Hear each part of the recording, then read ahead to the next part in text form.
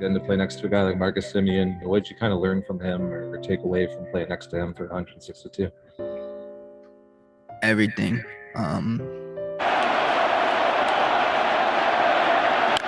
hits it high in the air to deep center. It is gone!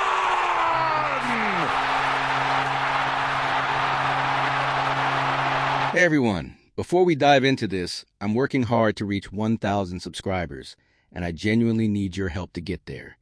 If you enjoy this kind of deep dive Cardinals coverage, please hit that subscribe button right now. It helps more than you know. Because something interesting is happening in St. Louis right now. And no, it's not the kind of move that breaks the internet or sends shockwaves across baseball Twitter. There's no $300 million contract, no superstar press conference, no splashy headline screaming that the Cardinals are back. Instead, it's something quieter, smarter, more subtle, and possibly far more important in the long run. The St. Louis Cardinals just made a move that, on the surface, looks completely unremarkable. They added a left-handed reliever named Justin Brule to their bullpen mix. And if your first reaction was to shrug, roll your eyes, or crack a joke about World Series banners being printed as we speak, you're not alone. Cardinals fans did exactly that. Social media lit up with sarcasm, memes, and exaggerated celebrations, because humor has become a coping mechanism for a fan base that's not used to watching its team take a step back. This is a franchise built on expectations, on competitiveness, on October baseball. So when the offseason brings patience instead of fireworks, frustration is natural. But here's the thing. Beneath the jokes and the surface-level disappointment, this move actually makes a lot of sense. And when you zoom out and look at the broader picture, the bullpen construction, the prospect pipeline, the roster churn, and the division landscape, what the Cardinals are doing starts to look less like inaction and more like strategy. Let's start with Justin Brule, because his name has become the punchline when it might actually deserve a second look. Brule isn't a star. He's not a closer. He's not going to sell jerseys. But he fits a very specific profile that the Cardinals quietly value. He's 6'2", 215 pounds, a left-handed pitcher from California, and he entered professional baseball as an undrafted free agent signed by the Dodgers. That alone tells you something. The Dodgers don't sign players without a reason. Their player evaluation system is one of the best in the sport, and if they believed Brule had major league potential, that's not an accident. He made his MLB debut in 2021 and actually looked like a legitimate big league reliever early on. Over his first 2 seasons, he appeared in 45 games and posted a 3.40 ERA with an ERA plus of 123. Those are quietly impressive numbers, especially for a left-handed bullpen arm who wasn't handed a high-leverage role. And that's where context matters. Look at the Cardinals' bullpen right now and ask yourself a simple question. How many left-handed relievers with actual MLB experience do they have? The answer is Jojo Romero, and that's pretty much it. Nick Robertson has barely pitched in the majors. That lack of left-handed depth has been an issue for a while, and Brule immediately addresses that problem. Now, his career hasn't followed a smooth upward trajectory. After his solid start with the Dodgers, things got complicated. In 2023, he bounced between the minors and the majors, posting a 4.07 ERA in 20 appearances before being designated for assignment at the trade deadline. He was then traded to the Colorado Rockies, which for pitchers is about as forgiving as pitching on the moon. In Colorado, things went off the rails. He posted a 14.73 ERA in 7 appearances, and yes, that number looks horrifying. But anyone who understands pitching at altitude knows you can't evaluate pitchers normally there, especially ones who rely on movement, sink, and deception rather than overpowering velocity. After that stint, Brule became a free agent, signed with the Reds, pitched well in AAA, but never got another MLB opportunity. He was released, signed with the Pirates, struggled again in the majors, and got sent back down. Another free agency followed, leading him to Toronto on a minor league deal. This is where his story gets interesting again. With the Blue Jays, Brule put up solid AAA numbers and earned another call-up. In 15 MLB appearances, his ERA was 5.27, which isn't great, but context matters. He was trusted enough to be on a playoff roster. He pitched in October. And yes, he gave up a home run to Cody Bellinger in a left-on-left matchup against the Yankees. But the fact that Toronto put him in that situation tells you they believed in his stuff.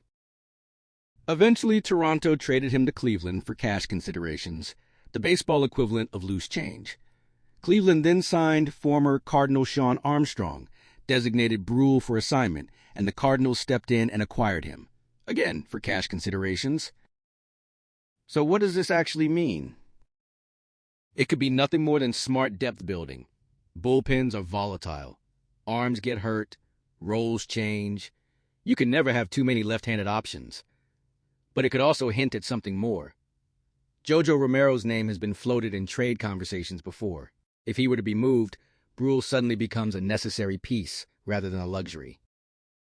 What makes Brule appealing to the Cardinals is how he pitches. His primary weapons are a sinker and a sweeper, and his entire approach is built around inducing ground balls. Last season, his ground ball rate was 46.2%.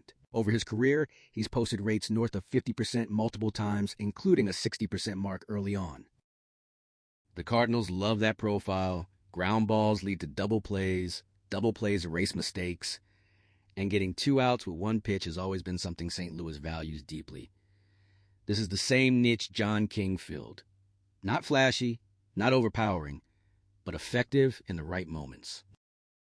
Brule now gets a chance to compete for that role in spring training. Would fans prefer a bigger name? Of course. Danny Coulombe and Andrew Chafin are still available and wouldn't cost a fortune. But the Cardinals aren't overpaying this offseason. They're hunting for value. And historically, they've done a decent job finding veteran bullpen arms who fit their system and squeezing meaningful innings out of them. Andrew Kittredge, Phil Maton, Shawn Armstrong, John King. These weren't splash signings either, they were fits. To make room for Brule on the 40-man roster, the Cardinals designated right-hander Zach Kent for assignment, a pitcher they had just acquired from Cleveland less than a month earlier. And yes, Cardinals fans also lost a redhead in the process, which in a league already short on redheaded pitchers feels like a tragedy. Someone called Justin Turner. Just kidding. Please don't actually do that. Now let's talk about the part of this story that should genuinely excite Cardinals fans because the future is starting to announce itself loudly. 2 Cardinals prospects are getting serious national attention from MLB executives, and one of them is being picked to win Rookie of the Year. The Cardinals are rebuilding, whether people like that word or not. The front office isn't trying to force a short-term competitive window by overpaying veterans. Instead, they're letting young players play, learn, struggle, and grow. The goal isn't to win 85 games in 2025. It's to build something sustainable for 2026 and beyond. That means opportunities are coming. We already saw a glimpse of Jimmy Crooks late last year, and while his debut wasn't spectacular, that doesn't mean anything long-term. Development isn't linear. Mason Wynn struggled early too, and now he's arguably the face of the franchise. At the top of the system sits J.J. Weatherholt, and this kid is different. Drafted 7th overall in 2024, Weatherholt was one of the best players in college baseball and climbed through the Cardinals system rapidly. Depending on how the roster shakes out, there's a very real chance he's on the opening day roster. If you asked me today to bet on it, I'd say yes. He's 23 years old. He's polished. He's already dominated AA and AAA. This isn't another Jordan Walker situation. Walker was rushed straight from high school, skipped AAA entirely, and was put in an impossible situation. Weatherholt's path has been far more traditional and far more earned. MLB Pipeline recently surveyed executives across baseball and asked who they believe will win National League Rookie of the Year. J.J. Weatherholt received 30.2% of the vote, the most of anyone. That means general managers, scouting directors, analysts, and farm directors across the league believe this kid is special. He finished ahead of Mets prospect Luis Acuna, Pirates arms Bubba Chandler and Connor Griffin, and Phillies prospect Justin Crawford. His stat line backs it up. Across AA and AAA, he slashed. 306.421, .510 with 17 home runs and 23 stolen bases. He plays multiple infield positions, he makes teams better, and wherever he goes, winning seems to follow. The other prospect getting attention is pitcher Liam Doyle, And while the list he appears on may raise eyebrows, it still tells you how elite his stuff is. MLB executives voted Doyle as the best future closer in baseball, which has caused some concern since the Cardinals took him 5th overall. But here's the context. Max Scherzer was once labeled a future reliever too. Doyle's intensity, delivery, and stuff make him a weapon. Whether that ends up being in the rotation or at the back of the bullpen, he has game-changing potential. So where does all of this leave the Cardinals? They're not chasing headlines. They're not forcing a window. They're building something. Slowly, quietly, intentionally.